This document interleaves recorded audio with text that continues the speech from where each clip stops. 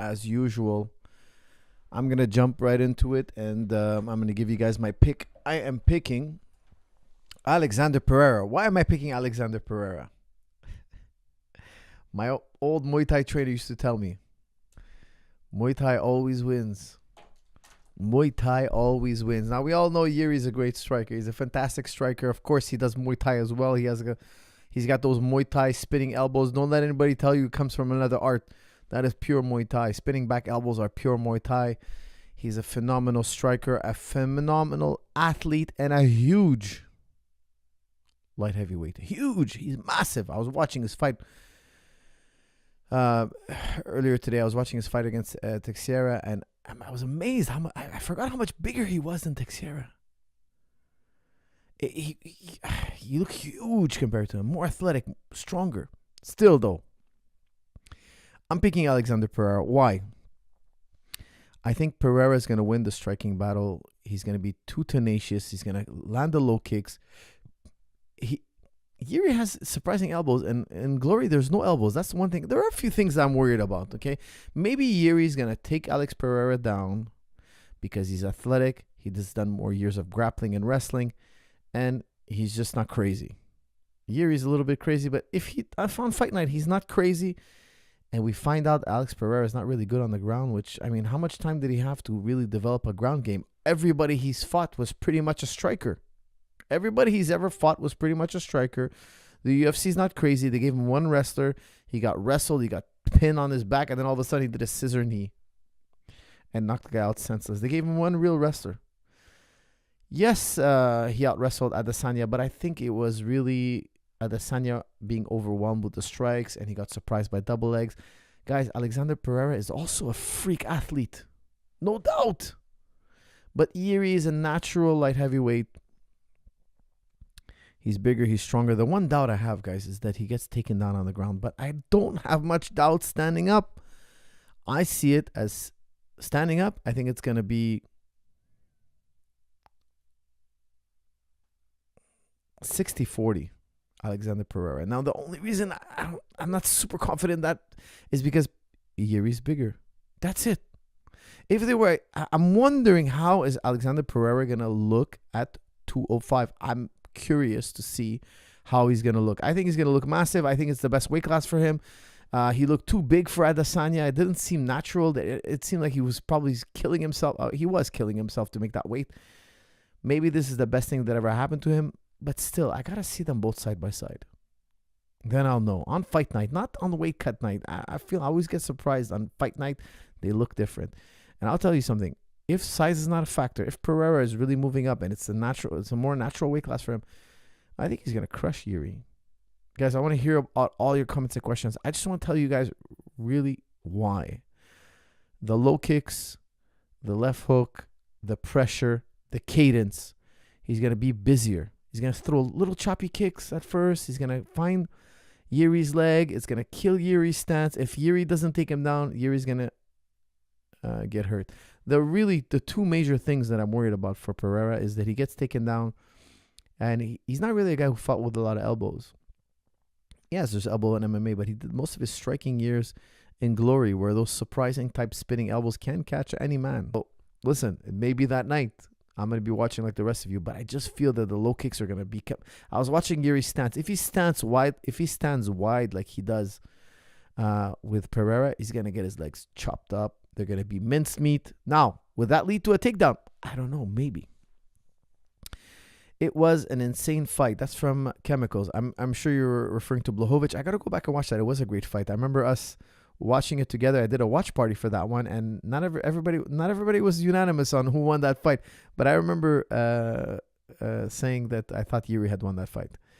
Jiri's unpredictability decreases his striking defense. That's from Zubair. Zubair, you're very right. And let me tell you something. If that left hook lands, could be the beginning of the end. Could be the beginning of the end. In kickboxing and Glory, I think that's the greatest left hook we've ever seen. Definitely, I would say even in MMA, he's probably got the best left hook. Who had a better left hook than Alexander Pereira in MMA? I can't think of one person. A better left hook. Not sure, no. Jiri hasn't gone to a decision. Yeah, he subbed Glover. Did he? He never went to a decision. No, it can't be right. Hold on a second. Jiri. He has one win by decision. Okay, so let's see.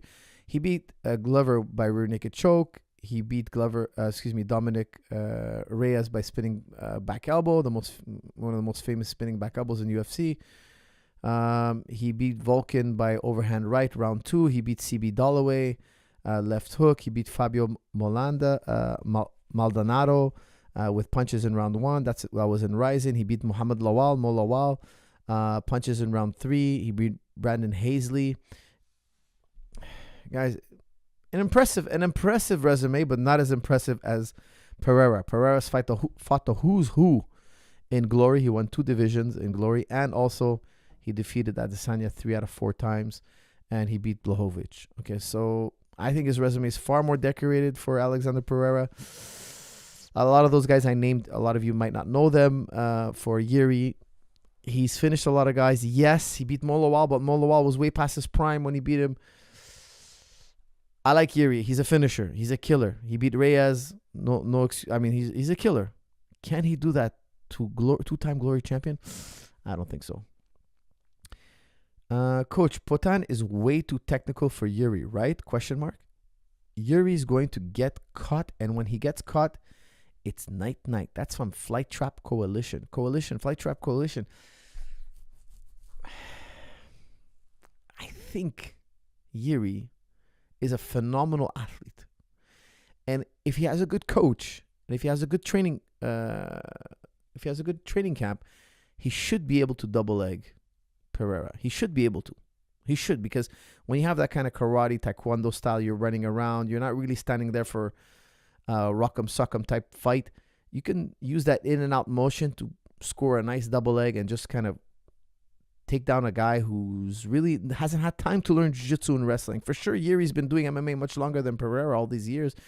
He's been doing grappling and wrestling. Of course, he subbed a black belt. He won the world title fight by subbing a black belt. Let me see how many submissions he has, Jiri. Hold on a second.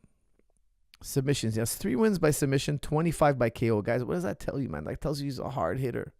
He's a hard hitter. No doubt he's a hard hitter. Both these men have savage power.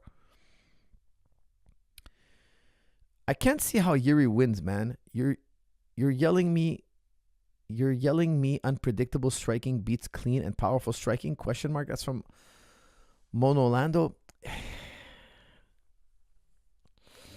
When you put in takedowns, that unpredictable type striking can be very, very useful. Look, if there was no takedowns and they're in a 3 knockdown rule fight and it's a small ring, yes, clean technique, pressure wins.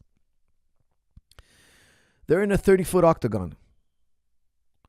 They got 25 minutes. They have a lot more time. So there's a lot more movement, and the distance is greater in MMA than in Glory. In Glory, they're cheek to cheek, man. They're glove to glove. There's not a lot of time. There's 3 5-minute rounds, and if that's a title fight, and they're just going to war. It's just 15 minutes. This is 25 minutes. We're adding 10 extra minutes. That's a long time, and we're giving them a lot more space. You change the environment. You change the rule set, you change the time, that changes the outcome of the fight, changes the strategy. Now that pacing in and out can be kind of useful because you can blitz, you can surprise, you can lull him into a fight that's a little bit slow and he wants to increase pressure, and when he does,